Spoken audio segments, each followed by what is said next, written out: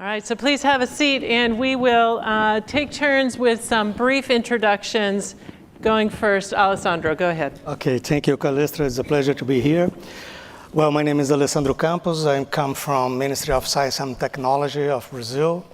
And in my institution, we are working to support the mainly policies to semiconductor, not only the industrial, but the R&D programs and wherever training, a lot of things. Thank you.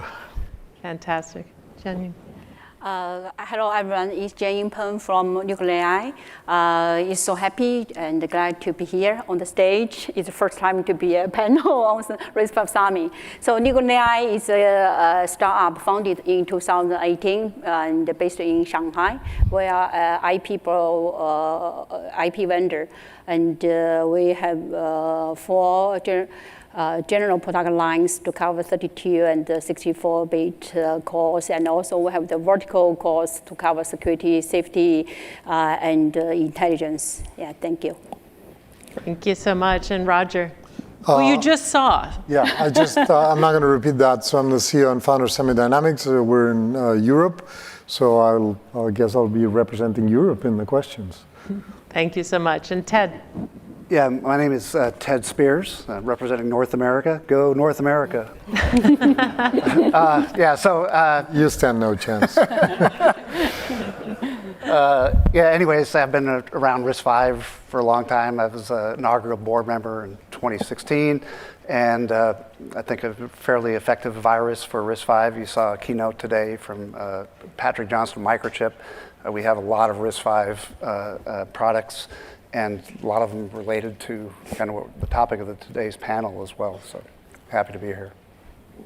Thank you so much. So the first question we have today is, how have the public-private or national interest plus private industry, how's that collaboration really fostering the future for RISC-V in your region?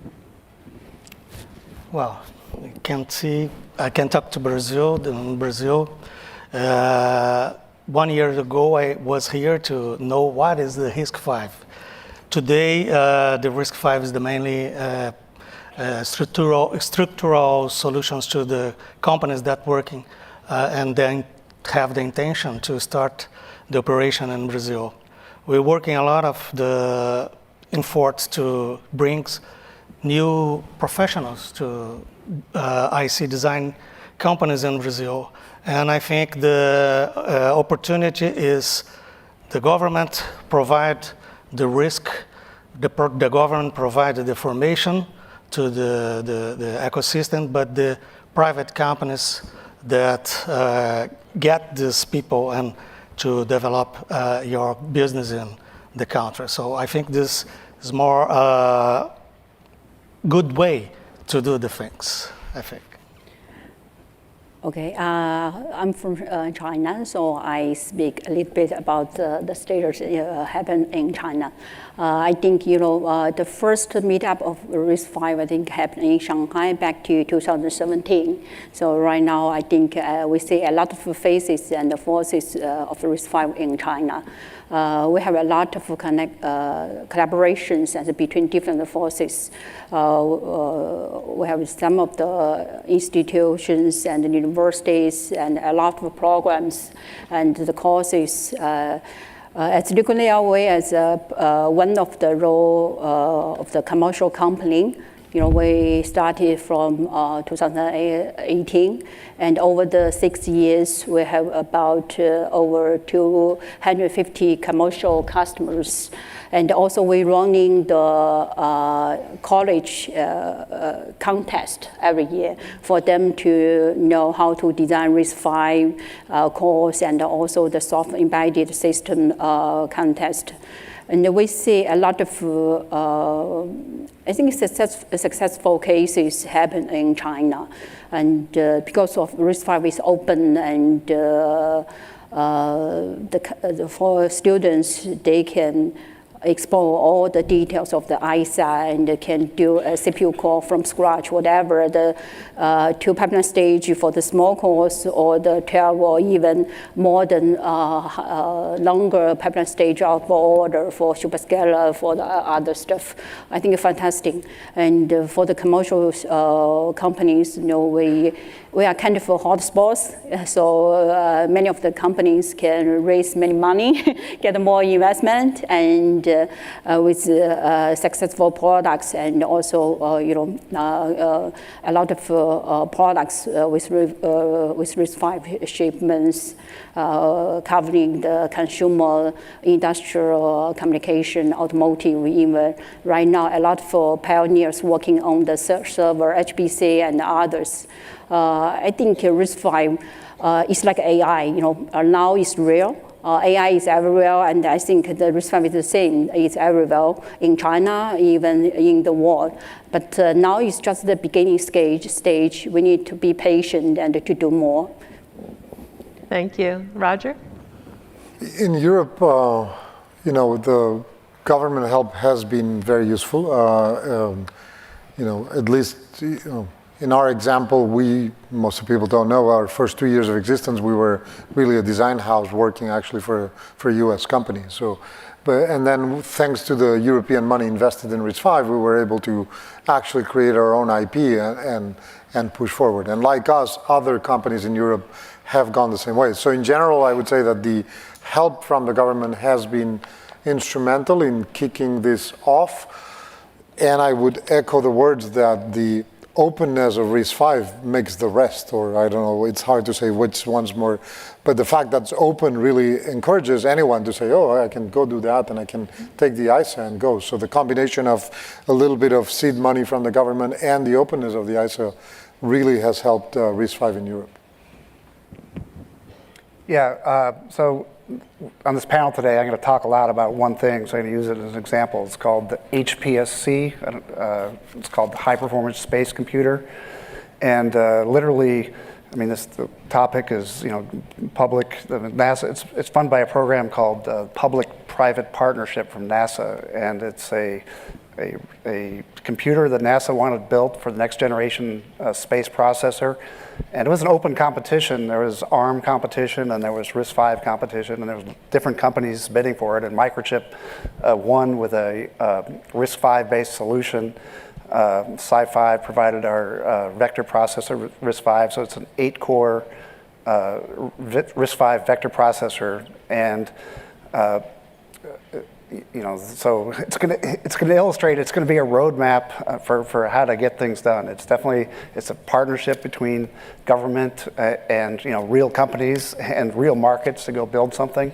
And so this is going to be an example. This HPSC that Microchip is building for NASA with RISC-V is going to do a lot of firsts. It's the tip of the spear for a lot of firsts for RISC-V and compute. We're going to be, if people want, is RISC-V going to take over any markets? We're going to take over the space market for sure. Just finally, just on this one topic, you have to go back to our roots. RISC-V's roots are, it was founded at Berkeley, but there was government funding, but there was also a lot of big companies also funding the development of RISC-V. So our roots are this public-private academic partnership, and there's lots of success stories of this working around RISC-V. And I think across the board, it's that contribution back to open community standards and other areas where it keeps those doors open to collaboration. Thinking about, what are the specific challenges or opportunities that you see being tackled in your region with RISC-V? These could be things like digital autonomy, right? The kind of lessen reliance on other regions, or this could be around education and bringing skills to a workforce, or, what are some of the challenges and opportunities that you see as sort of central to the efforts going on in your region. And we're going to start with Roger this time, just to mix it up. Because I got less time than the others. Yeah, See? thank you. Yeah. In Europe, definitely there's a huge push. Well, let me roll back. First, we don't have any other option in Europe, right? Every time I talk is very simple. We can't do x86. Some people still think ARM and UK are Europe, but they're not. So the only option really for us is RISC-V. There's no other one. So that makes the thing clear. And the challenges they're trying to address is really top to bottom. I mean, we've had the European Processor Initiative very focused on HPC for already 4 years. And right now, this July, they announced what they call AI factories. And they just want to pour a ton of money on making sure Europe has got enough capability to train models, deploy models, and all of that.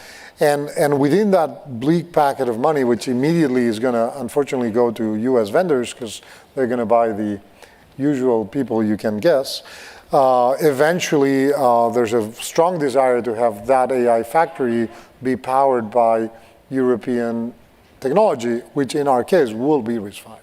So, the challenges is, was HPC, is now AI, and then eventually we'll get to automotive. Just the automotive guys are so slow. If you're in the room, they always take 6 years to do anything. So, but we'll get there. We'll get to automotive. Fantastic. Ted, challenges, opportunities that you see us tackling in the U.S.? Let's see. I mean, the opportunities, again, going back to the space, I was just trying to read. This is a quote from Prasoon Desai at NASA. So this project will spur innovative solutions for next-generation space computing tailored to different mission applications that the whole world can harness.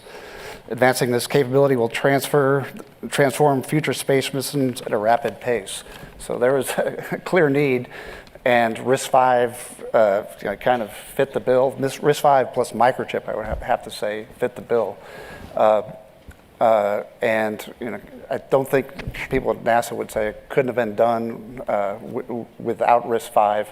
And so the challenges are going to be, can the ecosystem, we're taking a risk on RISC-V, the government's taking a risk on RISC-V, and can the ecosystem kind of meet the needs that we have? Because there's a huge community of people, expecting this RISC-V to work for them, and they got big plans. There's something called the decadal survey. They got everything that the government wants to do in space is kind of written out there for you, and RISC-V is going to be making that happen.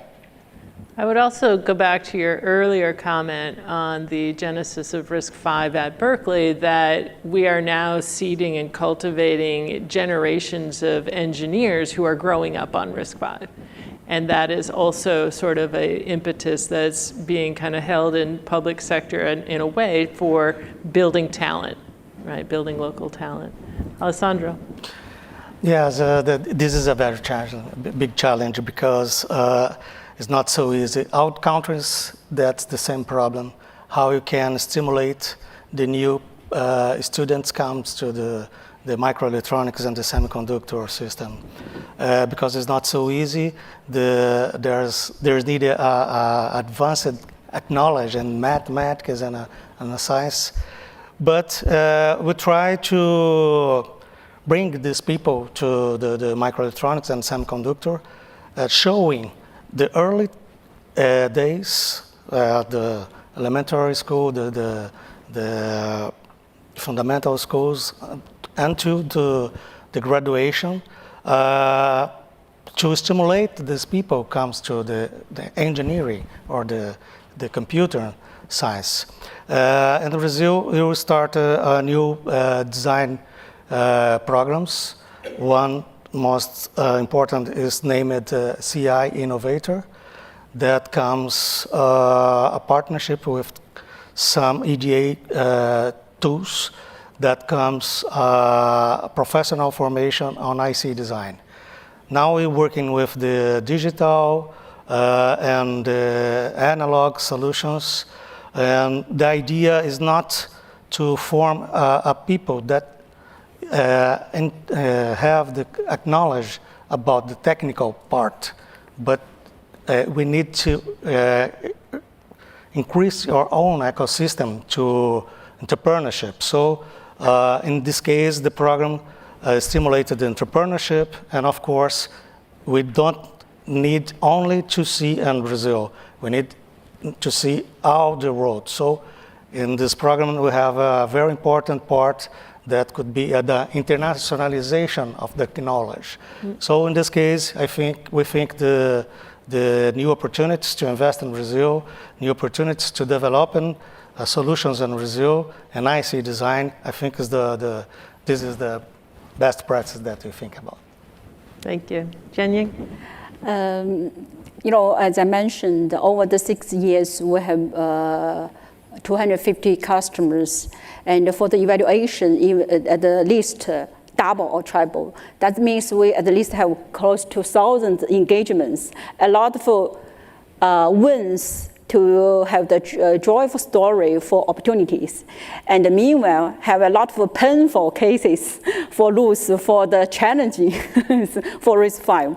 So regarding to the opportunity, I think for the new applications or emerging segments, we see a lot of new opportunities for RISC-V. I take 2 examples. One is for the industrial, because the DSP stuff is too old in industrial. The performance is good, but the tool chain is still kind of far behind the latest or behind the CPU.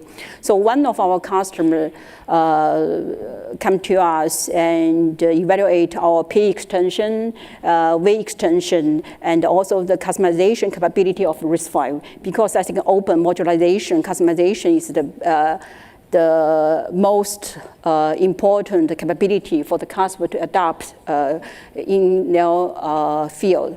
So this customer, they used our extension interface to extend their own DSP, I think more than 100 instructions. And they see it's very powerful to the traditional DSP, and with very good, useful toolchain leveraging from RISC-V. The another example is for AI. Everybody for the different segments or workloads, they want to have the user-defined AI extensions. So the same, the vector extensions plus the RISC-V 1.0, fantastic for them for the new applications. I think for many of the existing segments, I think a lot of painful memories, a lot of challenges. I think in China we have all the ISAs, not like Roger mentioned, or RISC-V is the only opportunity in Europe, but in China we have the joint companies to have x86, and also have the architecture license from ARM. So RISC-V is the future, is the trend, but not the only choice. For the existing segments, we need to consider the value, the new value of RISC-V, what we can bring. I think we see a lot of challenges on the software side, whatever the server and the application processors. A lot of customers ask us for the software support, the OS, the libraries, a lot of things. Yeah, I think the big challenge should be the software ecosystem. Yeah. I think one of the themes I'm hearing across the panel here, which it represents around the world, is that some of the government level, support and incentives and other things are really fostering a great environment for RISC-V success, whether that's for companies, for cultivating talent, for kind of shoring up some of those gaps or digital autonomy that is desired by many. Now let's take that beyond your borders. What are some strategies that you find instrumental in expanding success from your region out into the global whole? Like, how do you kind of help bridge that success to build beyond your borders? And Alessandro, we're going to start with you, and I'm going to ask you about, is it through collaboration, or how are some of those mechanisms? Yes, in this case, we think the the local company needs to be very competitive globally. There's not looking only to the local market. So in the past, for the Brazil, all the new companies that will be operating in Brazil looking on in the local market. But now we have the new regulations, we have the new fiscal programs to support these companies, and the exportation of not only the devices but the services is could be supported by the program. And so you need to cut the costs in Brazil and reduce the risk of the companies that we operating in Brazil, and of course support by financing. The business guys is not allowed by the risk, but we need to reduce the risk and reduce the costs. So how much is an engineer in your country, and how good is your engineer? This is a very good metric that you can put in your mind. So we're looking for to solve this equation. Of course, this equation is not so easy, but this is idea. We have a lot of competitions around the world. But not only, you need to work with the cooperation, not only to make some kind of competition. Now Brazil is working with a lot of countries around the world because not the supply chain is located in one country. The semiconductors is globally. So we need to work globally with the partners. Brazil, we don't do everything in the semiconductors, but we're looking for the partners. In the South America, we try to working with the Chile, with the Argentina. We try to leadership the RISC-V alliance. So I think this is some kind of the opportunities that we're looking for. RISC-V, Latin America. All right. Yeah, I think RISC-V is global. Semiconductor is global. So I think any successful stories or cases in global or in region can contribute in both ways. For example, right now I think the energy vehicles are growing very fast in China. Definitely, Tesla is the top one in here, but we have the rest in China. A lot of our customers are doing the automotive chips, and we have our RISC-V IP certificated by ISO 262, ISO D stuff, and we work with our regional customers and get them mass production and get to the cars quickly. But we only have the IP and have the tier 1 and OEM stuff. And also we need collaborations from global companies and organizations. For example, for the tool chain, we need the certification tools. We worked with IR Head Tech from other European companies. And also we worked with ACEDA for the certification from US, from Europe. I think a lot of kind of region initiative and can contribute to the global successful improvements or the global collaboration to move RISC-V ecosystem growing in one segment or in all the segments. And another aspect I'd like to see, we see a lot of open source projects on GitHub. A lot for university students, a lot for the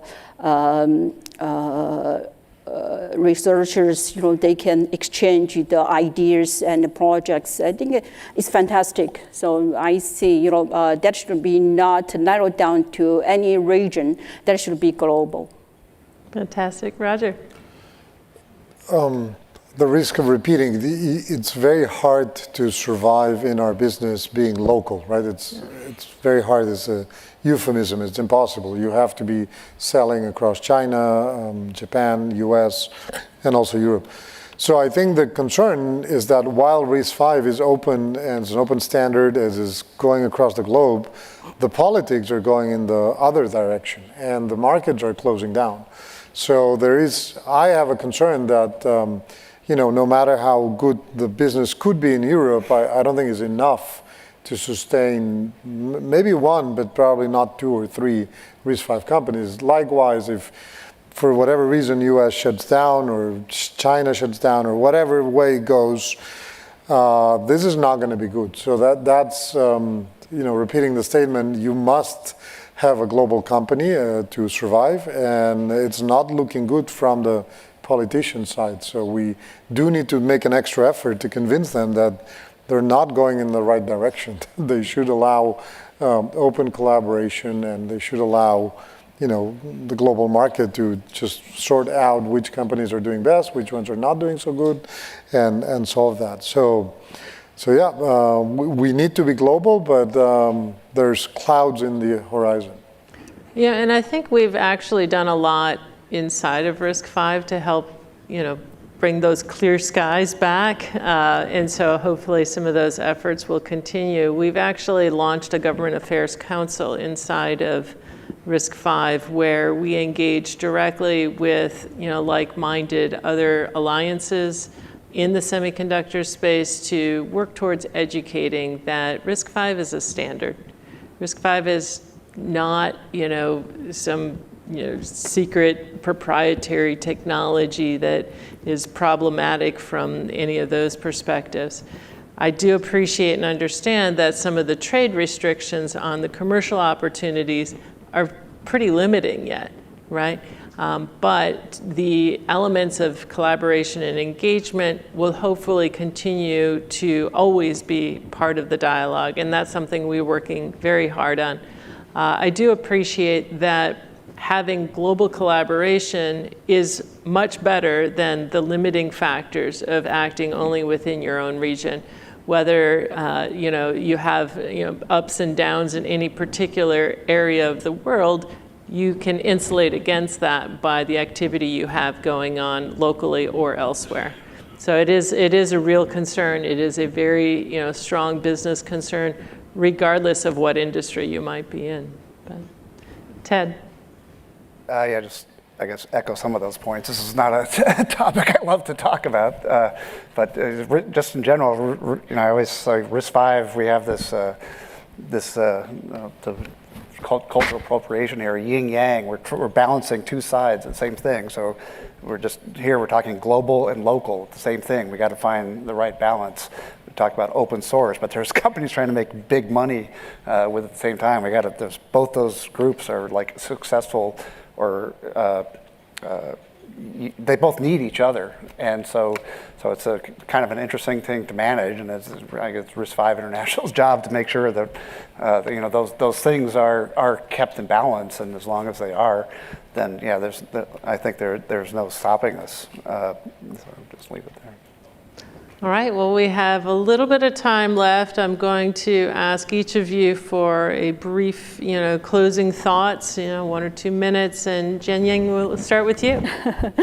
Okay, I think, RISC-V, as I mentioned, is real, is real, and is the early stage.